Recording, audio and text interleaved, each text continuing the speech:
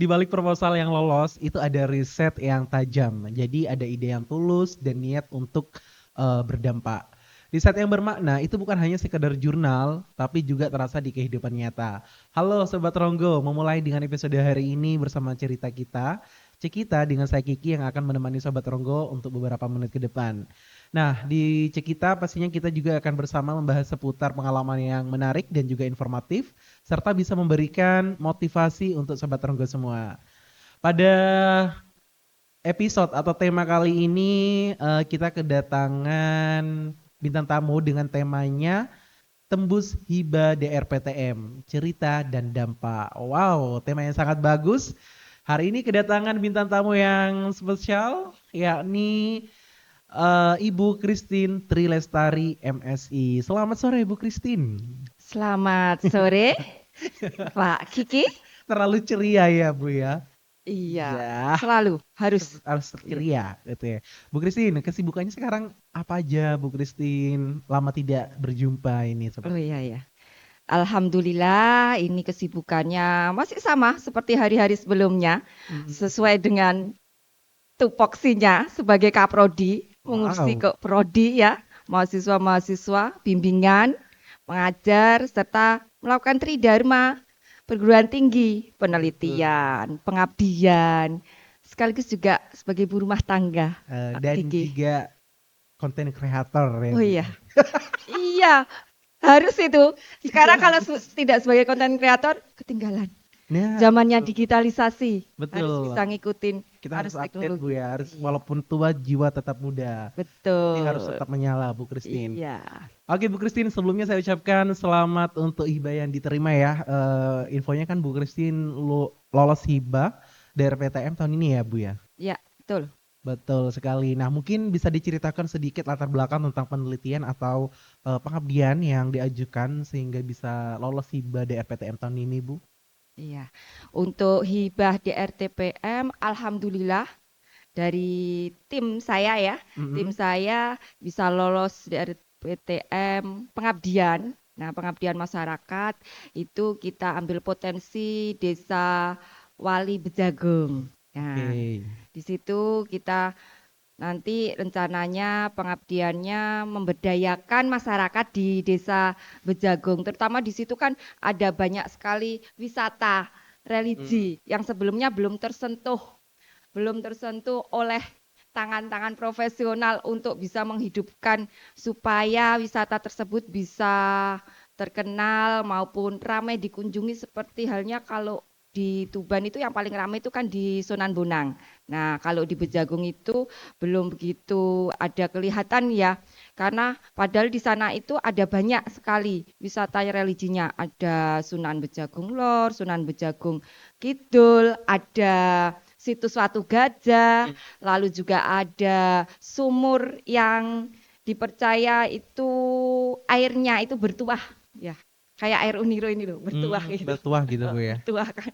Ya, Baik. seperti itu. Nah, itu yang akan kita optimalkan, kita berdayakan masyarakatnya, bagaimana mereka bisa mengelola dari potensi yang ada itu agar nantinya di masyarakat itu mereka juga perekonomiannya bisa naik meningkat. Nah, ada juga potensi dari wilayah, contohnya itu potensi alamnya yaitu sawo, lalu juga ada jagung dan lain sebagainya itu nanti juga akan kita upayakan untuk kita inovasikan menjadi produk-produk sebagai hasil makanan atau oleh-oleh khas dari Desa Bejagung itu. Bejagung. Nah, Baik, itu. Bu Christine. Iya. Berarti itu pengabdian masyarakat ya, Bu ya. Iya, Nah, itu kemudian hanya Bu Christine sendiri yang terlibat di situ atau ada beberapa orang lagi dalam pengabdian? oke. Kita ada tim ya, timnya Mm, terdiri dari tiga, dari Bu Sevianti Fikroh, ya, oke, itu dari komunikasi juga, ya. baik. Lalu juga Ibu Tabita, itu dari biologi, ya. Biologi Nah, murni. ya, itu Oke. pendidikan biologi, Oh, nanti dia pendidikan. yang menyasar dari potensi alamnya. Nah, lalu yang ketiga saya sendiri. Nah, dari komunikasi nanti kita mengarah kepada digitalisasi, pemasaran, lalu juga bikin web aplikasi untuk desa wisata seperti Oke, saya nggak itu. diajak, Bu. Boleh, mau ikut ya. Udah telat ya, jadi saya nggak kebagian nanti ini. Tidak apa-apa, nanti jadi pengiring di belakang nah, Oh nggak apa-apa kalau ada diikutkan. fee-nya Bu ya. Nah, Oh, pasti loh. oke baik Bu Ya. Christine. Kalau boleh tahu proposal ini merupakan hibah keberapa sih yang Bu Christine peroleh di Uniro ya, mungkin selama menjadi dosen seperti itu. Oh, baik. Kalau yang penelitian itu saya sudah pernah dapat di RTPM 2 kali. Jadi kan Mm-mm. sudah kesempatannya tidak ada kalau untuk ketua kalau sudah 2 kali. Kalau yang pengabdian, alhamdulillah ya. Ini kok apa di pengabdian itu kayaknya hokinya lebih besar. Sudah dapat sampai 4 kali. Ya, yang pertama itu dolanan Inggris, itu kerjasama dengan dari bahasa Inggris, Bapak Mansur. Lalu yang kedua itu gacha, Gang Mural Pojok Baca, itu dengan Bapak Kolit. Nah, dari komunikasi juga. Terus yang ketiga Kabut Senja, itu dengan Ibu Risma dari pendidikan PAUD. Terus yang keempat ini dengan Bu Sevi dan Bu Tabita. Jadi ini yang keempat, Yang alhamdulillah. keempat, ini yang di RPTM Bu Di ya. RTPM 4 semua ini. Oke, Ya, nah apa lagi Bu? apa ya?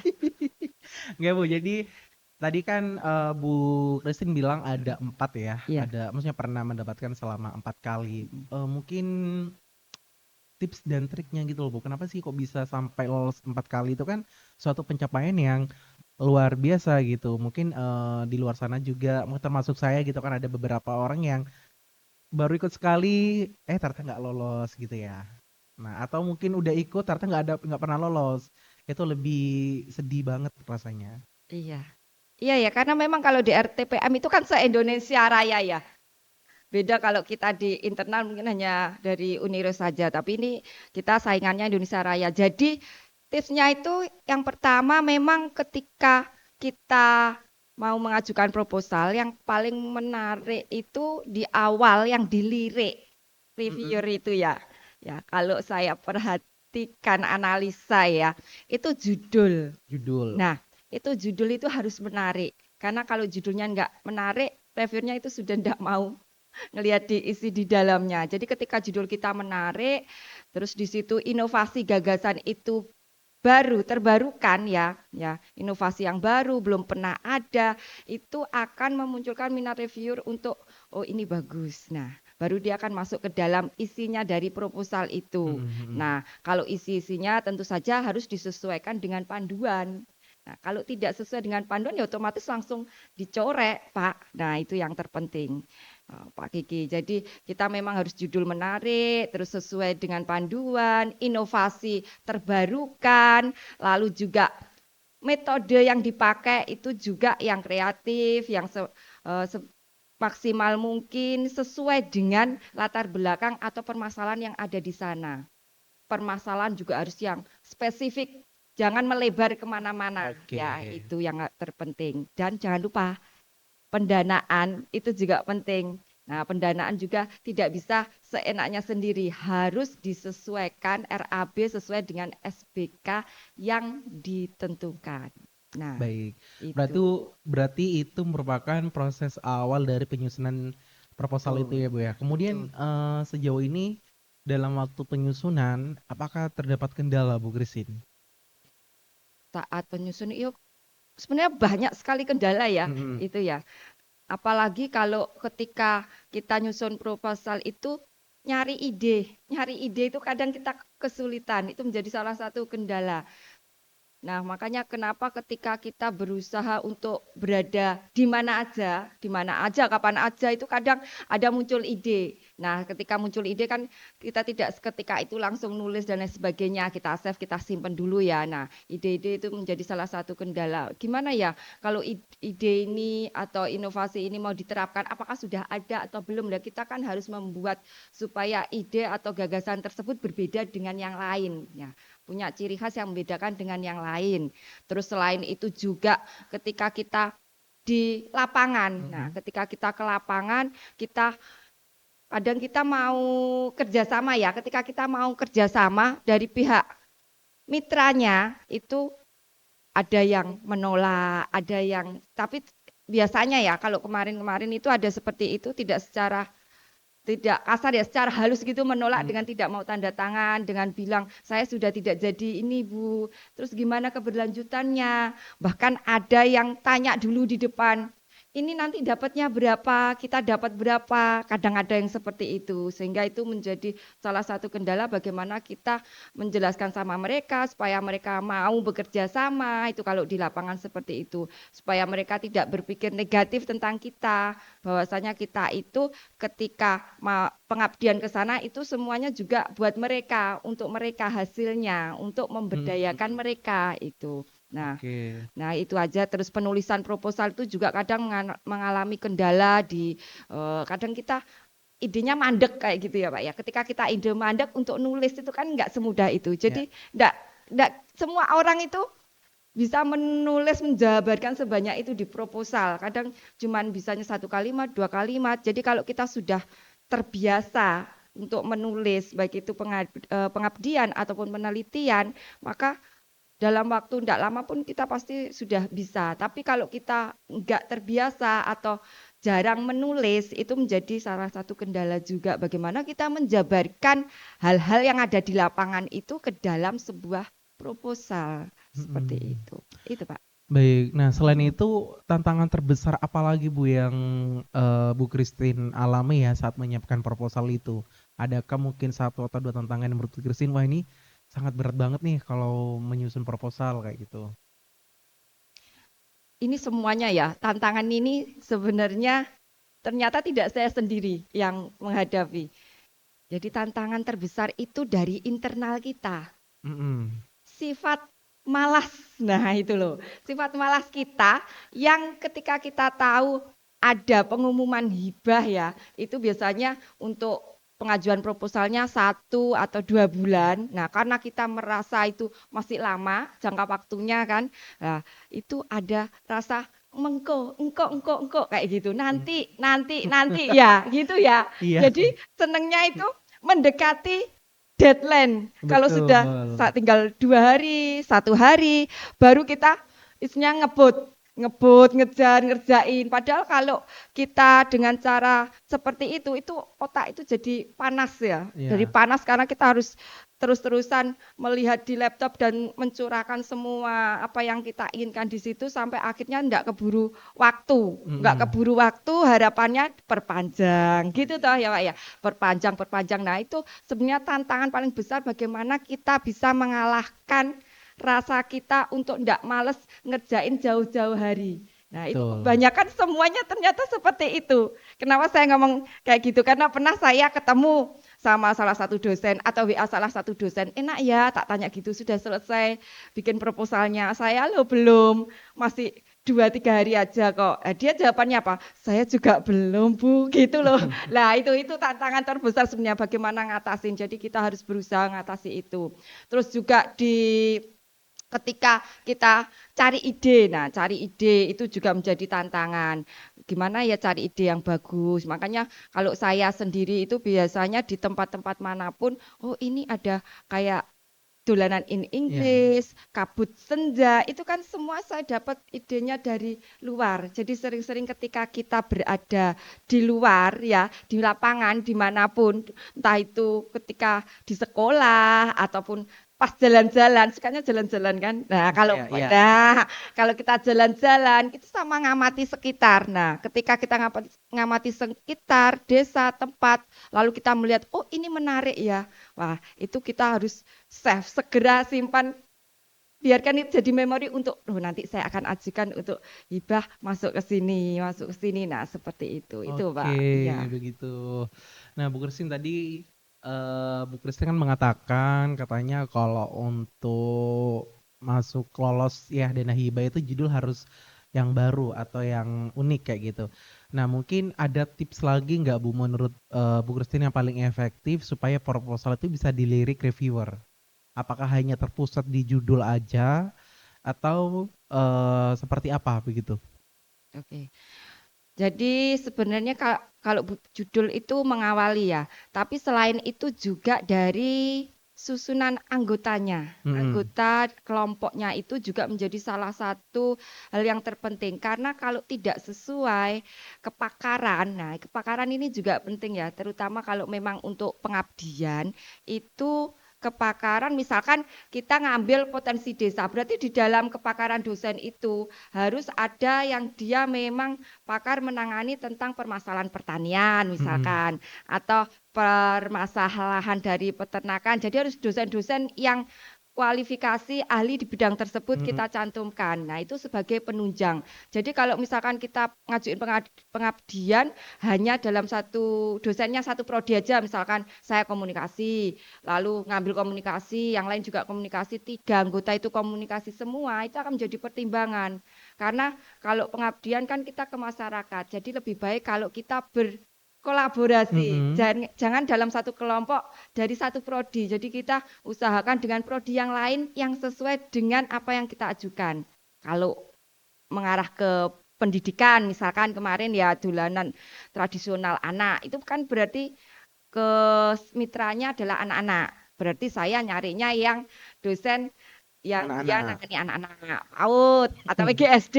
Nah, itu kemarin saya dapatkan seperti itu. Sama juga kalau misalkan kita ke potensi desa pertanian, ambilnya biologi.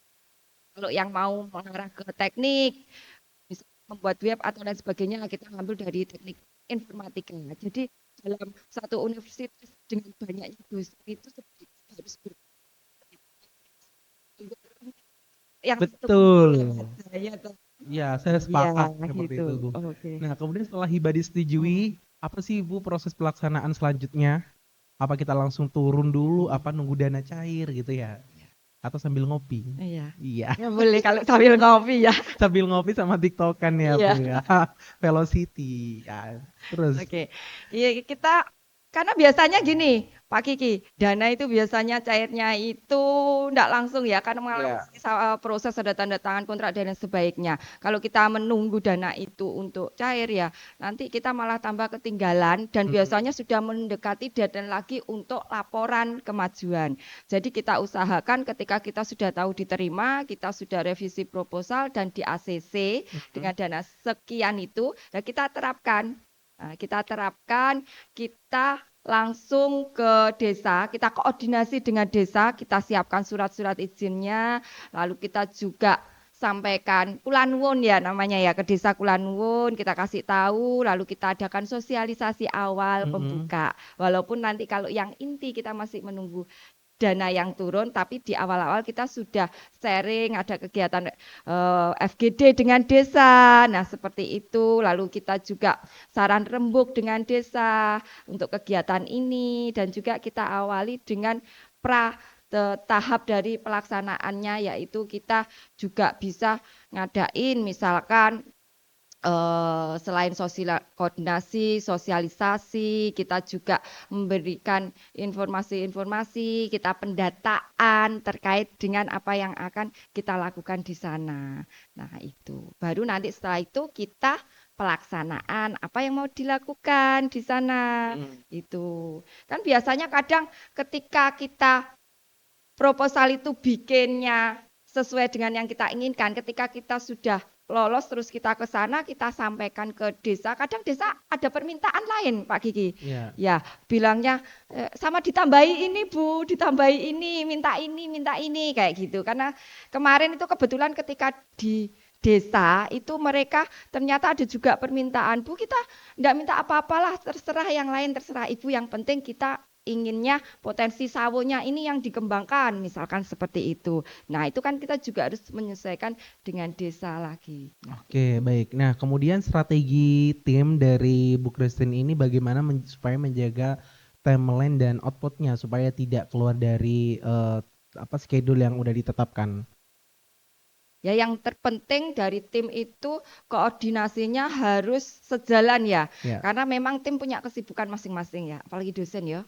Dosen itu kan tapi saya kok jam terbangnya tinggi ya. Bu ya, prihatin gitu. Oh, prihatin. Ikut saya, kalau sama saya nggak prihatin. Oh gitu, Bu. Boleh tahun depan ya, Bu ya. Saya tunggu. Oke. Nah, Jadi untuk dosen yang punya kesibukan masing-masing itu kita juga harus bisa menentukan waktu bagaimana supaya dosen ini bisa berkegiatan dengan waktu yang sama karena itu juga membutuhkan koordinasi yang mantap. Nah, biasanya kalau yang dulu-dulu itu ya kadang dosen A saya nggak bisa Bu untuk hari ini, saya bisanya hari A hari itu misalkan yang dosen B saya justru nggak bisa. Nah kita harus bagaimana bekerja sama dengan mereka. Cara mengakalinya ya supaya semuanya bisa ikut, kita cari satu hari yang hari-hari tertentu di mana mereka semua bisa aktif. Nah, kalau tidak bisa aktif ya salah satu aja, kita berdua-berdua seperti itu. Nah, pelaksanaannya. Lalu setelah pelaksanaannya kita sudah tentukan dari luaran-luaran, ya luaran yang memang mau kita hasilkan itu terlebih dahulu juga harus sudah dicapai di awal. Nah, bagaimana luaran misalkan seperti halnya jurnal, proceeding, video, poster itu juga sudah harus kita persiapkan supaya nanti ketika untuk deadline laporan pengajuan kita tidak bingung di situ lagi karena di awal sudah kita proses, kita sudah siapkan betul seperti apa nanti hasilnya. Lalu juga ketika di awal itu kita siapkan bahwasanya minggu pertama kita sudah bikin rancangan ya, dan minggu pertama yang akan kita lakukan itu adalah persiapan misalkan pendataan, nah lalu juga sosialisasi, lalu minggu kedua apa yang kita lakukan, pembuatan video atau pelaksanaan koordinasi FGD, minggu ketiga kita adakan pelatihan. Nah, lalu minggu keempat pendampingan, semua itu sudah kita rancang dengan sistematis di awal dan walaupun semua punya kesibukan masing-masing, tapi karena memang kita konsekuensi lolos hibah ya harus dijalankan. Nah, itu berarti harus kembali ke kesadaran masing-masing untuk bisa melaksanakan dari proses hibah yang kita dapatkan agar tidak melenceng dari deadline yang ada. Gitu. Baik. Nah, kemudian apa saja yang perlu dipersiapkan oleh Bu Christine ketika menghadapi Monef gitu? Monef itu menjadi momok ya, momok apa Iya. gitu ya namanya. Kita menjadi salah satu hal yang kalau dia tidak mempersiapkan itu pasti jadi takut sendiri. Ini nanti monefnya diapain gini-gini, ketakutan seperti itu. Padahal sebenarnya ketika monef itu mereka dari pihak yang pemonefnya itu melihat apakah sesuai tidak dengan yang dijanjikan di proposal luarannya. Itu aja sebenarnya. Jadi ketika kita memang sudah mempersiapkan sebaik mungkin untuk luaran, itu sebenarnya kita sudah tidak usah ketakutan sendiri ya. Jadi kita tinggal menyiapkan luaran-luaran yang tadi yang dijanjikan itu jurnal sudah kita masukkan, sudah kita submit seperti itu. Lalu juga untuk proceeding sama juga sudah kita submit. Lalu juga di video sudah kita buat sesuai dengan yang ada di panduan ya, videonya nggak boleh sembarang video ya, apalagi video TikTokan tadi ya. Iya. Habis ini Itu kita ya. TikTokan aja, Bu. Ya, sini kita TikTokan. Itu lalu juga selain itu juga poster. Poster itu juga harus sesuai ketentuannya, di mana di situ yang kadang ketinggalan atau kelupaan itu tidak mencantumkan dari Kemendikti Saintek. Nah, seperti itu, logo-logo dan lain sebagainya itu harus dicantumkan semua. Nah, semua itu ketika sudah kita persiapkan, lalu kita presentasi, kita bawa semuanya dengan tim sudah siap. Nah, lalu juga di lapangan juga kita juga sudah siapkan di lapangan, hasil-hasilnya kita siapkan. Kalau misalkan ada produknya, ya kita bawa produknya, kita tunjukkan produknya. Kalau perlu ketika pemonef datang, kita tunjukkan apa yang kita lakukan dengan produk tersebut, apa yang sudah kita lakukan, nah prosesnya seperti apa, nah itu semua kita sudah siapkan, jadi sehingga ketika monef sudah tidak ada ragu, takut atau sudah siap kok, sudah beres kok, nah seperti itu. Kemudian Bu Christine, tips apa sih yang bisa di-share ke Sobat Ronggo di luar sana supaya bisa menyusun laporan dan penelitian atau pengabdian gitu kan?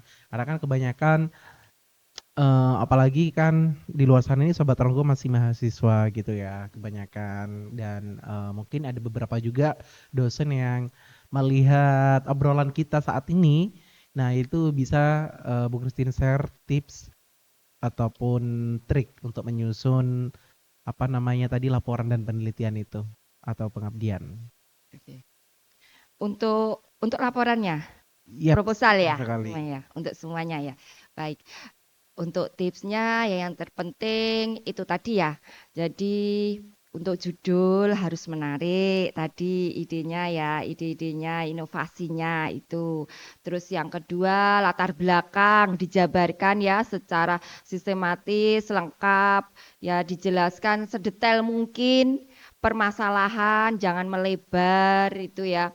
Lalu juga untuk metode yang dipakai harus sesuai dengan latar belakang permasalahan, jangan kemana-mana ya. Hmm. Misalkan kalau memang di sana potensi sawonya yang mau dikembangkan ya sudah ke situ aja, ke satu pokok itu aja, jangan melebar ke yang lainnya gitu. Lalu juga tadi keuangan sesuai dengan SPK itu ya. Nah, kebetulan saya juga kemarin itu membimbing mahasiswa ya. Hmm. Mahasiswa itu kan masuknya itu PKM ya, program kreativitas mahasiswa. Itu ada beberapa mahasiswa yang saya bimbing itu, mereka saya arahkan juga seperti itu karena kebanyakan kalau mahasiswa mereka masih dalam tahap yang belajar ya, belajar setidaknya di mereka untuk menulis, analisis dan lain sebagainya belum seoptimal kalau dosen ya. Jadi memang kita harus Hmm. pelan-pelan. Nah, di situ banyak yang masih tidak sesuai antara judul dengan isi. Nah, itu yang harus disesuaikan antara bagaimana judul ini itu bisa tercover semuanya di dalam isi proposal itu. Itu yang terpenting di situ. Terus tadi kualifikasi dari tim itu juga harus dipertimbangkan. Sama Hmm. program kreativitas mahasiswa juga sama seperti itu, sama seperti dosen. Jadi harus kolaborasi tidak hanya dari satu prodi. Itu yang membuat nilai itu menjadi lebih tinggi.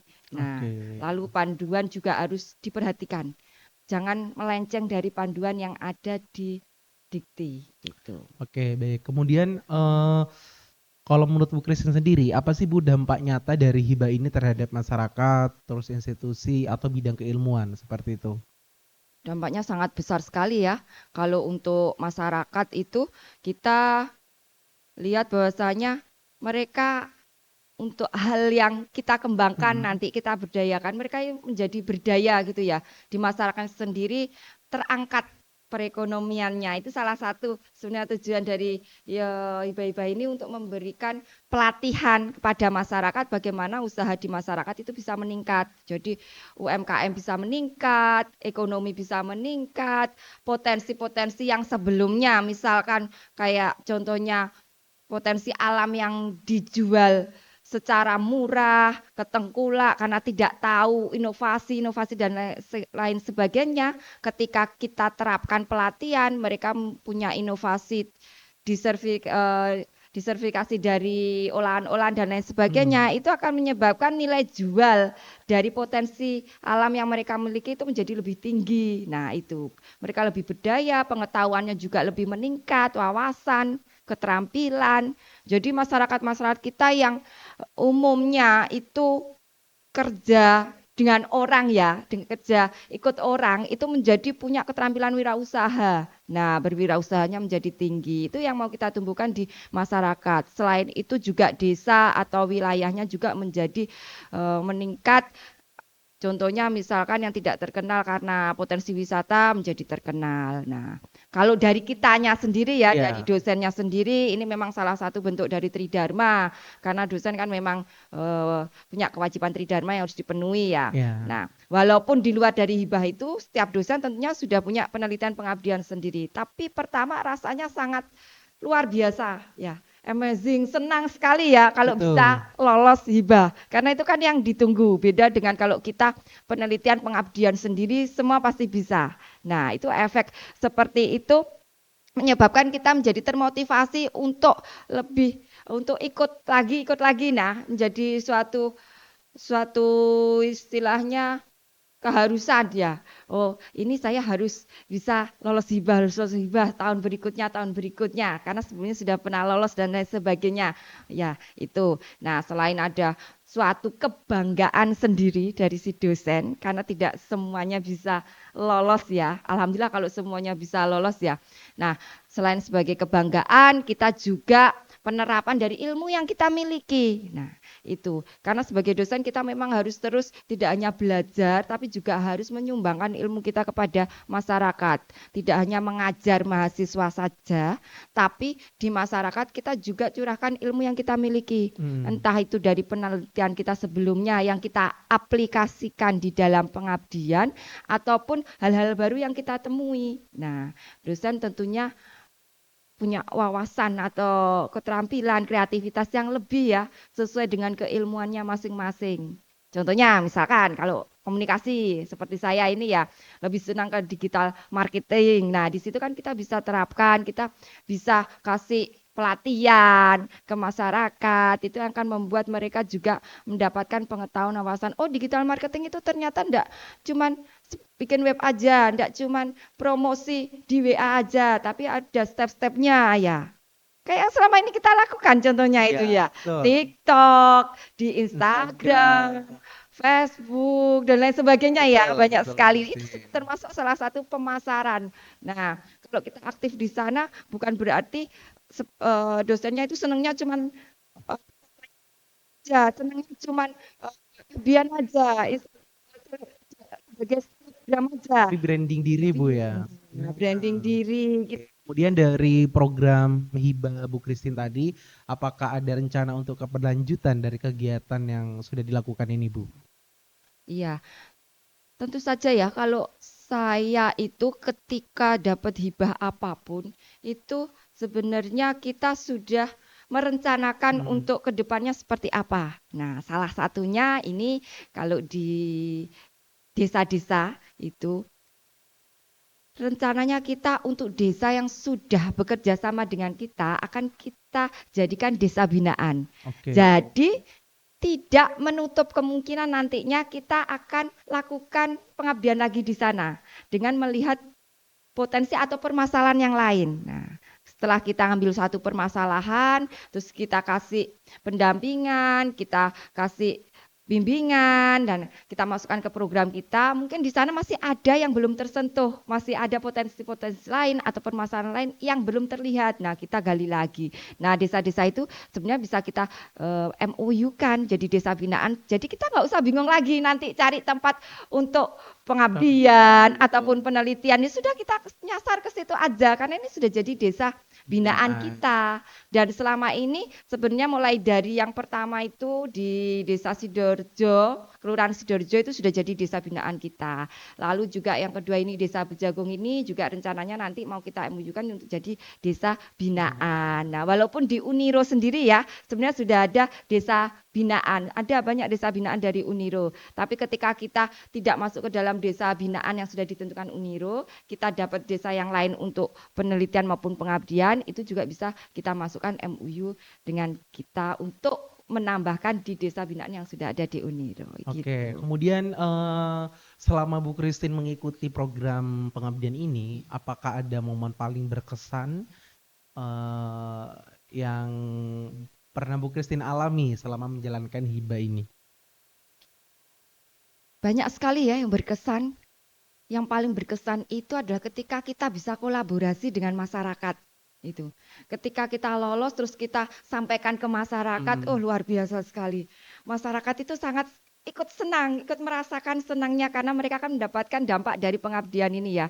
Dan sikap welcome dari masyarakat itu saya sangat senang sekali kalau ada masyarakat seperti itu. Saya justru pengennya oh nanti kita pengabdiannya di situ aja lagi karena mereka welcome-nya sangat luar biasa daripada yang lain kayak gitu. Nah, itu ketika kolaborasi mereka kita koordinasi ya tentang jadwal waktu, mereka sigap bahkan memberikan informasi yang belum kita minta. Sudah ngasih tahu duluan. Jadi inisiatif duluan, aktif duluan, berpartisipasi semuanya. Ketika misalkan kayak kemarin yang saya pernah lolos di Kabut Senja, itu ada acara untuk anak-anak ya, kegiatan anak-anak kita itu targetnya cuma 100, yang datang berapa? 3.000 lah, bingung toh kayak gitu. 3.000 Bu ya? 3.000 itu ngasih makan semua itu 3.000. Makanya saya doh, ini 3.000 sudah terlanjur janji juga ya. Yang kita kalau janji kan harus ditepati. Oke, enggak apa-apa, lanjut seperti itu. Apapun itu kita tetap laksanakan. Berarti kan mereka antusias, itu Iya. sangat senang kita gitu. Terus setiap ada kegiatan mereka ngumpul nggak usah di woro-woro, nggak usah diketok satu persatu, mereka sudah ngumpul semuanya cepat kumpul dan antusias ya dari pimpinannya, Pak Lurahnya, Pak RT-nya, itu semua dengan cepat sigap mengikuti apa yang kita inginkan. Nah, itu terus menyediakan tempat, lalu masyarakatnya kita minta untuk nanti kalau ada kegiatannya misalkan yang kabut senja itu pakai baju tradisional ya, ya pakai. Nah, senengnya kita ya pakai. Bahkan ada yang sampai nyewa. Nyewa itu tahu Pak ya? Nyewa itu berapa kan 100-200 ribu. Mereka mau seperti itu karena saking senangnya ada kita berkegiatan di situ. Jadi itu menjadi umpan balik bagi kita Oke. respon yang sangat biasa itu. Terus dari yang kedua yaitu kerjasama tim. Kerjasama tim itu juga saya sangat senang sekali karena kebetulan di tim-tim saya itu orang-orangnya itu antusias. Terus selain itu juga mereka sangat potensial dan juga semangatnya luar biasa ya, semangatnya luar biasa. Mahasiswa yang kita sertakan kan ada kita selalu pakai mahasiswa untuk membantu kita ya. Itu juga mereka alhamdulillah sangat luar biasa responnya, mereka sangat senang berkegiatan seperti itu. Bahkan justru yang enggak saya ajak, kan tidak bisa ngajak semua ya Pak ya, hanya tertentu. Yang tidak saya ajak itu kalau ketemu Bu Christine saya mau dong ikut Bu Christine. Bu, kapan saya diajak? Kayak gitu loh. Iya, Mahasiswa itu antusiasnya. Nah, saya sangat senang di situ menjadi momen yang berharga. Apalagi kalau sudah selesai pengabdian, kayaknya kok kayak ada perpisahan. Kalau kayak kakak ya, kakak kan ada perpisahan pasti sedih kayak gitu. Iya, ada Bu, biasanya orkes KKN itu. Nah, ya seperti itu ya. Itu kan potensi desa kalau KKN kan apa ya, melihat yang bapak-bapak gitu ya. Mas-mas itu paling seneng kalau KKN ada program kerjanya di akhir penutupan itu orkes, Oh, artis dangdut. udah ya, oh, nyanyi-nyanyi kayak gitu ya. Iya. Nah, kalau sudah selesai acara pamitan kayak gitu, sudah selesai, semoga ada keberlanjutan, masih ada pendampingan dan lain sebagainya, itu kayaknya rasanya sedih. Harapan mereka nanti bikin lagi ya Bu, di sini lagi ya, kayak gitu. Harapannya kan seperti itu. Nah, itu harapan dari masyarakat itu yang akan terus kita pupuk, bahwasanya kita itu berada di situ untuk kepentingan mereka juga bukan kita dan membawa nama baik Uniro. Nah, Betul sekali. itu. Ya. Nah, kemudian Bu Christine jika diberi kesempatan untuk mendapatkan hibah lagi, apakah ada rencana atau gambaran yang akan dilakukan? Oke. Ya, kalau memang nanti semoga ya, harapannya kan memang kita eh, maunya dapat hibah tiap tahun. Iya, Ya, kalau dapat saya hibah. tiap bulan nggak apa-apa, Oh, Bu. ya, betul. Tiap bulan semoga ya kalau ada yang Iya, tiap bulan ya. nggak apa-apa saya, Bu. Kita tiap hari sekalian Pak ya. Kalau ada nggak apa-apa. Saya ikhlas lahir dan batin ya, Bu ya. Betul. Semangat luar biasa ya Pak Kiki ini. Kalau Pak Kiki ini sudah tidak diragukan Oh, sama sekali sudah semangatnya harus ya. pilih Memang saya, Bu ya, untuk periode selanjutnya. yang muda itu memang harus Enggak. seperti itu, harus itu jadi panutan yang muda ya, kayak gitu. Nah, untuk harapannya ya semoga nanti di tahun berikutnya nanti bisa dapat hibah setiap tahun. Nah, kita ya tentu saja dari yang sebelumnya kita jadikan acuan ya, kita evaluasi. Kita evaluasi sendiri bagaimana di yang sebelumnya itu berjalannya prosesnya. Dan misalkan kemarin belum lolos ya, itu saatnya kita untuk perbaiki lagi ya. Kita biasanya kan ada revisinya, walaupun belum lolos itu biasanya ada revisi yang mengatakan ini tidak lolosnya di sini, di sini, sini. Nah, itu bisa kita perbaiki nantinya. Terus setelah itu juga mungkin di judul atau yang lainnya kita sesuaikan lagi dengan panduan supaya nantinya bisa lolos di tahap berikutnya. Nah, kalau yang sudah lolos ya tentu saja kita harus pintar-pintar cari ide yang lain lagi. Karena nggak bisa ide itu atau judul itu diterapkan untuk yang kesekian kalinya. Nah, itu akan langsung dicorek sama reviewer kalau terjadi seperti itu. Jadi, pintar-pintar kita menggali inovasi, ide-ide karena sebenarnya sangat banyak sekali potensi inovasi yang belum dikembangkan di masyarakat ke depannya. Seperti itu, Pak, nantinya, Pak. Jadi jangan kita langsung terleha kalau kita sudah pernah lolos. Karena Saingan kita juga banyak, tahun-tahun berikutnya belum tentu kita akan mendapatkan juga hibah yang sama. Jadi kita harus terus belajar ya, kita terus belajar, kita harus terus menambah wawasan kita. Itu bisa lewat apapun Pak, untuk Oke, kita mendapatkan hasil yang maksimal di dalam memperoleh hibah selanjutnya. baik. Gitu. Ya, pertanyaan terakhir ya Bu Christine ya. Jangan terakhir dong. Terus kemana? Heeh. Terus Ya, kemana? ya. Kalau nggak terakhir terus apa Bu Christine? Selanjutnya gitu loh. Selanjutnya, yaudah pertanyaan selanjutnya Bu. Hmm. Untuk kenang kita di episode kali ini. Nah, sebelum kita tutup ya Bu ya pada episode kali ini, mungkin ada pesan atau motivasi untuk Bu Christine terhadap Sobat Ronggo di luar sana yang ingin mencoba mengajukan hibah DRPTM. Oke. Baik. Ini saya sampaikan ya untuk Iya. Sobat Ronggo dimanapun berada. Nah, saat ini sedang berhappy-happy ria. Nah, terutama untuk para pejuang hibah. Nah, ini. Karena kalian semua punya potensi untuk mendapatkan hibah. Jadi, tipsnya yang pertama selalu semangat ya, selalu semangat. Berikan dedikasi yang terbaik, tunjukkan kemampuan kalian yang terbaik ketika kalian mengajukan hibah. Cari ide, gali ide, inovasi dimanapun kalian berada. Saat tidur pun kadang kita dapat ide kok. Nah, apalagi kalau kita tidak tidur. Kalau kita ada di mana saja, sedang jalan-jalan, ataupun sedang di lingkungan manapun, temukan ide-ide hebat yang bisa kalian tulis di hibah kalian. Lalu selain itu juga, jangan lupa, nah, ketika kalian menulis proposal terutama, jangan mendekati deadline, jauh-jauh hari ya, sudah kalian siapkan dan tulis proposal sesuai dengan panduan yang ditentukan. Itu dari saya. Nah, semoga nanti kita tinggal lihat hasilnya nanti ke depannya seperti apa. Saya pastikan semuanya Sobat Ronggo bisa lolos hibah, percaya dan yakin. Do the best for the best. Selamat semua untuk para pejuang hibah. Oke, itu Mantap Pak. sekali. Tapi Bu Terima Christine tadi ketika kasih. menyampaikan motivasi itu kayak itu loh Bu, save mama-mama yang di hari Minggu Masako gitu. Gitu ya. Iya. Jadi wah gitu. Kayak Harus uget-uget seperti itu. gesturnya. Habis ini kita bikin promosi pemasaran untuk para pejuang hibah ya. Betul sekali. Nah, Sobat Ronggo, itu dia akhir ya dari episode kita pada episode kali ini. Kami harap Sobat Ronggo menikmati pembahasan kita tentang topik kali ini. Semoga di episode ini dapat menginspirasi dan juga memotivasi Sobat Ronggo untuk selalu mengambil segi positif dalam hidup. Nah, Bu Christine nanti kita sapa Sobat Ronggo. Oke.